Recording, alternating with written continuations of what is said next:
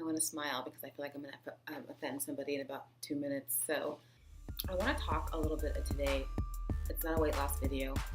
This is more for single women.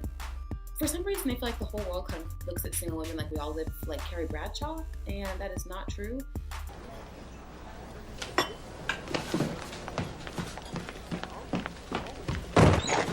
I don't live like that. I am a entrepreneur, CEO, author. I don't drink, I don't smoke, I don't cuss. I'm not saying I'm perfect because I don't do or I do those things. I'm just saying I'm not the typical picture of what society has called women, single women, to be. I feel like I run alone a lot, but I believe that there's a culture of women out there that don't operate like the majority or like what the media depicts to be the social norm for single women. So I just want to kind of talk through the idea that why you don't need a man.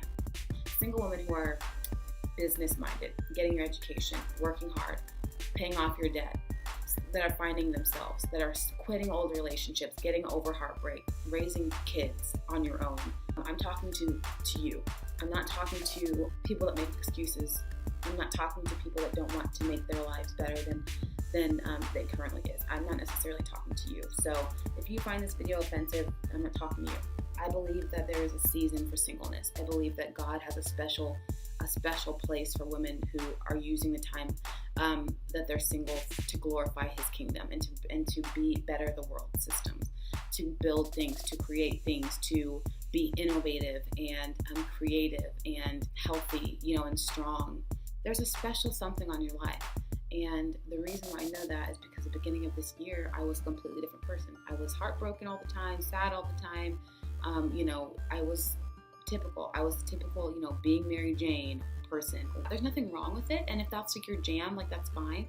But like I don't want to live like that. I don't want to constantly be maybe sleeping around with someone's husband or falling apart because a man doesn't love me. You know what I'm saying? Like I want to be chasing my dreams. And I think a lot of times people either put us into two different categories. Either you're thirsty, you can't do without a man, or that you don't want a man, and that you don't like men. Like I was both sides of the spectrum. I was the person that fell apart when my heart got broken, and then I also was the person that I was like, I don't need a man, I never need a man. I can get money, get a car, get a job, everything I can do sans man. I don't need men, and I don't necessarily even like guys.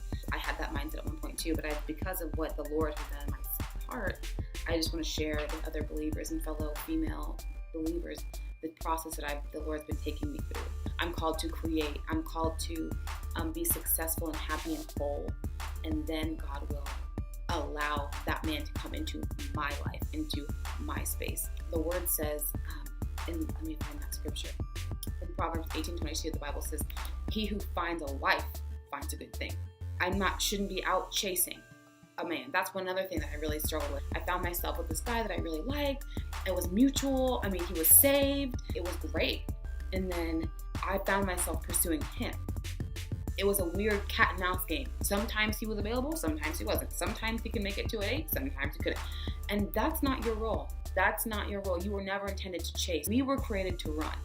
The best advice that my pastor ever gave me, Pastor Martin Williams at Ambassadors Worship Center in Omaha, you can live stream it. It will change your life. It's completely changed mine. I asked him about a relationship. I said, what do you think about this? And he gave me some advice that completely changed my world when it comes to dating. He said, it does not matter who's chasing you, you run. You run. Because wherever they catch you is where they will keep you. And that completely blew my mind. That blew my mind. Even though it hurt, I've been running ever since. So sister, I'm telling you right now, if you find yourself running into the arms of a man because he happened to stop and turn around to catch you every now and then, that's not it. He should be pursuing you. He should be chasing after you. You should be running so hard after the vision that God has for your life that he has to step his game up to catch you. That's our job. Right now, single woman, single lady, your gift is your singleness, and when the Lord allows that season because you've proven yourself to be able to be trusted with the assignment of singleness, then you can be blessed with that. That's from my perspective.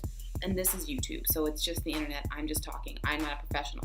But hopefully it's helping someone who's maybe going through and you find yourself chasing after the same guy. I always fall for the same guy. That's because you're chasing him instead of running for your life, running for your dreams, running for your purpose. You're chasing after a man instead of pursuing the call that God has on your life. So you'll always be chasing. I want to reiterate the fact that I'm not saying that women don't need men. We absolutely need men. I look forward to the day that I can hold my husband down. I have been called and designed to be a helpmate. So as soon as the Lord gives me that green light, I will be submitted, I will be loyal, I will be faithful, I will make sure dinner on the table at 5 o'clock if you want me to. I'll put it all, I will make the accommodations to submit to his leadership. When you do that, the Lord has the right person in your life that it will not be a struggle. There will be challenges, but it will not be forced to have to fit your lives together. I will not have to change my core values to make room for my husband. He will fit into my life like a puzzle. Circumstances change, but the core value piece, if it's really God's will, I truly believe he will find me and it will be the right time. It will be the right place. It will be the right situation. If you feel like there's an invisibility cloak over you and you see everybody, all your friends getting married and you're like, I'm fine, I'm healthy, I'm financially free, I'm getting there, you're positioning yourself to be somebody's wife. It's not weird to continue to pursue those things and pray for your husband. Pick out the dress, pick out your colors, make sure your non-negotiable list, make sure that those are things that are lined up with what the word has and what your vision is, what your purpose is. Make a family vision. I have a family vision board, what we'll do, how we'll discipline our kids, how we'll communicate, how we'll fight. There are things we won't do, things we will do. Set those things now, because that's going to contrast and set the tone. So when you can contrast, is this my husband? You have to really ask yourself, are you making it fit into you being your husband, or does it really fit into the vision you have for your life? Make a vision, write the vision, make it plain, so that when you are faced with an opportunity to contrast and compare individuals, candidates, because not everybody that steps to you is your husband. So if some dude is like, I like to go with jeans fit, wrong queen. Just think of me saying that in your mind. Wrong queen. If he comes up, take a picture of yourself and send it to me so I can see the way that the water rolls down your thighs. Wrong queen. Look at this. When you sit at home and you're wondering, why am I single? Look at this list of things. What's your credit score? Are you mentally stable? Are you emotionally available? How do you present yourself? And are you over? Do you have any soul ties? Start there. And then ask yourself, why am I single? Because 9 times out of 10, it's probably because of one of those things, because that'll keep you busy for at least a solid year. And I'm not playing. It's been a couple of years for me. I've been praying for my husband for 2 years, and the Lord's been like, well, you've got some work to do, sister, so you sit down, just sit down. Don't go on dating sites looking for your prince, waiting on my Boaz. That's great, but what are you doing to further your business? What are you doing to grow your company? What are you doing to leave a legacy for your family when you do get married? If you can't answer any of those questions, then you need to sit down somewhere and get your whole entire life. Love you. Thank you for liking, commenting, and subscribing. I hope you're not mad at me. Watch another video. Watch a weight loss video. You'll be inspired to lose some weight.